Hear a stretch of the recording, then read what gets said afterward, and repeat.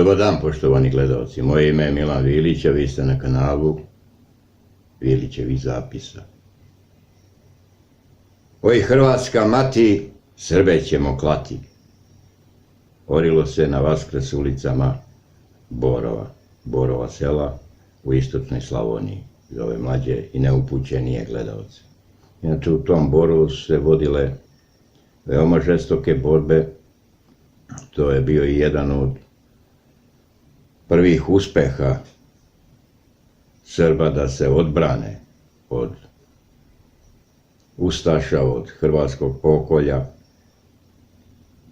Dan danas 90% stanovništva tog Borova sela ili Borova, kako ga oni zovu, ona je danas opština u Hrvatskoj, čine Srbi. U lepoj, onako ustaškoj tradiciji čestitanje Vaskrs Srbima.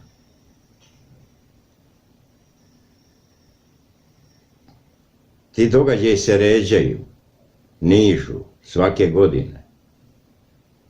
Hrvati uporno i neumorno prave tu ogrlicu nepodopština, tu jednu nisku idiotluka koje kraja nema. No, verujem da će doći vrlo brzo dan kada ćemo tu njihovu priču jednom za sva vremena zatvoriti. Teško je tu bilo šta komentarisati, šta tu čovjek da kaže.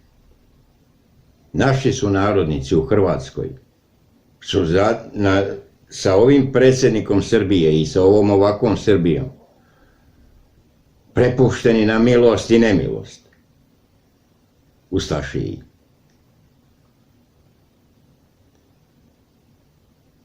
Tako će biti dokle god budemo mi ovdje ovakvi kakvi jesmo. Dokle god budemo trabunjali priče o tome da u Beogradu postoji hrvatska ambasada prvo, da mi priznajemo njihove granice, da mi priznajemo da oni postoje u formi i obliku u kojem postoje, te će se priče nastavljati.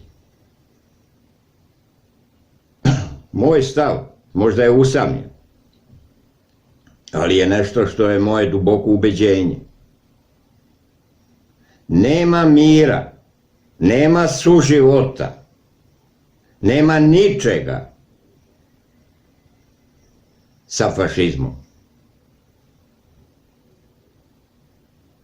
Fašizam mora biti zgažen vojničkom čizmom i sva ostala trabunjanja o nekakvoj politici, o nekakvom vođenju razgovora, o tome da se oni mogu umilostiviti, su i dalje samo trabunjanja.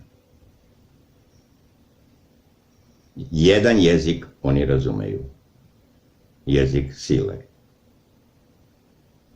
I u veri i nadi da će doći Uskrs u kojem ćemo slobodnim plućima živeti na svojoj zemlji i disati slobodno, neometani od idiota raznoraznih, od raznoraznih projekata zapadnih koji su došli ovde i od srpskog tkiva, srpskog svega, napravili nešto svoje, napravili nakazu, jednu sotoninu. Da će doći dan kada ćemo to obrisati onako kako to treba da bude obrisano. Sve vas pozdravljam i volim za Carstvo nebesko u slobodnoj Srbiji. Živjeli.